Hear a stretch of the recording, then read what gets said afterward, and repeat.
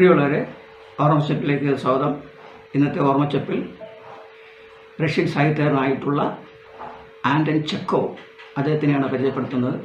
Chekhov കഥയുടെ സമ്പുരാൻ എന്നാണ് അറിയപ്പെടുന്നത്. 1860 മുതൽ 1904 വരെയുള്ള കാലഘട്ടമായിരുന്നു അദ്ദേഹത്തിൻ്റേത്. അദ്ദേഹം കുറേ നാടകങ്ങളും എഴുതിയിട്ടുണ്ടായിരുന്നു. അതിലൊരു പ്രധാനപ്പെട്ട നാടകമാണ് 3 സിസ്റ്റേഴ്സ്, 3 സഹോദരിമാർ. അതിൽ അഭിനയിക്കാൻ വന്ന ഓൾഗ നിപ്പർ എന്ന നടിയെ പരിചയപ്പെട്ടു. ആ നടിയെയാണ് അദ്ദേഹം വിവാഹം കഴിക്കുന്നത്, താൻ എഴുതിയ നാടകത്തിൽ അഭിനയിക്കാൻ വന്ന നടി. എന്നാൽ അവരുടെ ദാമ്പത്യ ജീവിതം 3 വർഷമേ നീണ്ടു നിന്നുള്ളൂ. അദ്ദേഹത്തിന് TB പിടിപെട്ട് മരിക്കുകയാണ്. ഇദ്ദേഹത്തിൻ്റെ, ഞാൻ പറഞ്ഞു, കഥയുടെ തമ്പുരാൻ എന്ന് പറഞ്ഞു. അദ്ദേഹം രചിച്ച ഒരു പ്രസിദ്ധമായ ചെറുകഥയാണ് വാങ്ക. വാങ്ക 9 വയസ്സുകാരനായ ഒരു ആൺകുട്ടിയാണ്. ഈ ആൺകുട്ടിയെ എന്ന കഥാപാത്രത്തെ സൃഷ്ടിക്കുമ്പോൾ ഒരു 9 വയസ്സുകാരൻ്റെ കാഴ്ചപ്പാടിലൂടെ ചെക്കോവ് ലോകത്തെ കാണുകയാണ്. കാരണം അനാഥനായ ഒരു കുട്ടി, നിരാലംബനായ ഒരു കുട്ടി,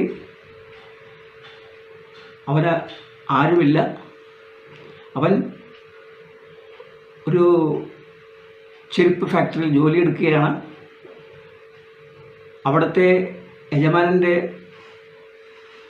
ശകാരവും ഉപദ്രവവും ഒക്കെ കൊണ്ട് അവൻ തൻ്റെ എങ്ങോ ദൂരെയുള്ള തൻ്റെ മുത്തശ്ശന് ഒരു കത്തെഴുതുകയാണ്. ആ കത്തിൽ താൻ അനുഭവിക്കുന്ന എല്ലാ ദുഃഖങ്ങളും ദുരിതങ്ങളും അതിൽ വരച്ച് കാണിക്കുകയാണ്.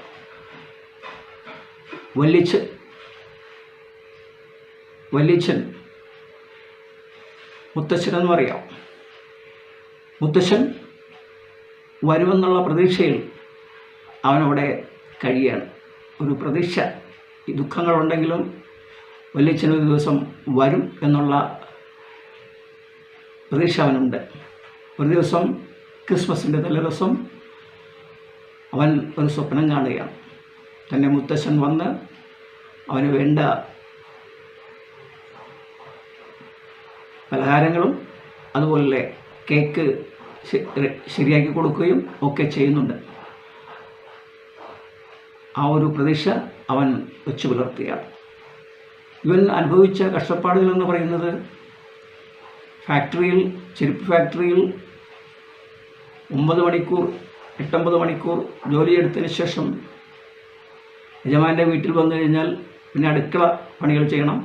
ഒരു ദിവസം യജമാനത്തെ കുറച്ച് മത്തി കൊടുത്തു, അത് വെട്ടാൻ പറഞ്ഞു. അവൻ വാല് മുതൽ വെട്ടി കുറേ വെട്ടിക്കളഞ്ഞു. ഇത് കണ്ടപ്പോൾ യജമാനത്തെ ഓടി വന്ന് അവൻ്റെ മുടി കൂത്തിപ്പിടിച്ച് ശകാരിക്കുകയും അടിക്കുകയും ചെയ്യുന്നുണ്ട്. ഇത്രയും ദുരിതങ്ങൾ വാങ്ക അനുഭവിക്കുന്നുണ്ട്. ഇതെല്ലാം തൻ്റെ മുത്തശ്ശന് അല്ലെങ്കിൽ വല്യച്ഛന് കത്തിലൂടെ അറിയിക്കുകയാണ്. ഒരിക്കൽ തൻ്റെ വല്യച്ഛൻ വന്ന് തന്നെ കൂട്ടിക്കൊണ്ടുപോകുമെന്നുള്ള പ്രതീക്ഷയിലാണ് അവൻ കഴിയുന്നത്. അപ്പോൾ ആ പ്രതീക്ഷ കൈവിടാതെ ആ കുട്ടി ജീവിക്കുകയാണ്. ഇതാണ് വാങ്ക എന്ന ചെറുകഥയിലെ ആശയം. നന്ദി, നമസ്കാരം.